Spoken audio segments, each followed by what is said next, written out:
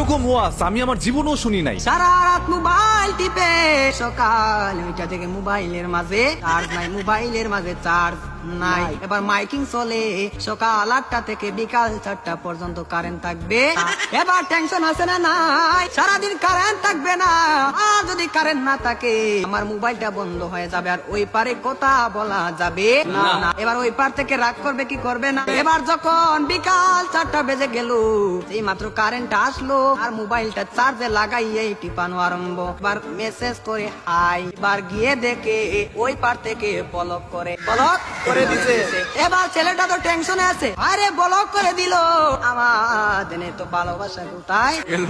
এবার 2 দিন পরে ব্লকটা খুললো, 2 দিন পরে ব্লকটা খুললো। এই 2 দিনের মাঝে ছেলেটার আরেকটা হয়ে গেছে, আরেকটা হয়ে গেছে। এবার মেয়েটা বলে তোমার সাথে আমি পালিয়ে যাব, আমাদের বাড়িতে মানবে না, চলো আমরা পালিয়ে যাই। আমি রাগ করেছিলাম, আমার রাগ তুমি কেন ভাঙ্গাও না। আর ছেলেটা রাগ কি ভাঙ্গাবে, এই 2 দিনের মাঝে আর একটা কপালের মাঝে জুইটা গেছে।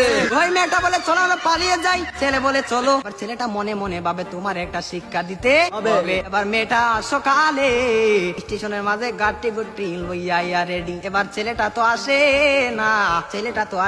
না, আর মেয়েটা বাড়িতে কি যাবে, বাড়ির মাঝে 3 হাত লম্বা একটা চিঠি দিয়া পাইছে। পাশের গ্রামের রফিক মিয়ার সাথে পালিয়ে যাবে, বাড়িতে চিঠি দিয়ে যায়। আর বাড়িতে মাঝে কোনদিন আসবো না, তার নয় কার না, আমি আর কোনদিন বাড়ির মাঝে আসবো না। আমি চলে গেলাম পাশের গ্রামের রফিক মিয়ার সাথে। আর রফিক মিয়া তো আর আসে না, এবার 1 ঘন্টা চলে যায়, 2 ঘন্টা চলে যায়, ছেলেটার মোবাইলে বন্ধ। মেয়েটা তো আর বুঝার বাকি হলো না, আমাকে চলে গেল ছাড়িয়ে, আমাকে ফাঁকি দিল, এখন তো মরা ছাড়া কোনো উপায় নেই। পরের দিন সকালে মাইকের মাঝে আওয়াজ শোনা যায়, সকলে পড়ি ইন্না লিল্লাহি ওয়া ইন্না ইলাইহি রাজিউন।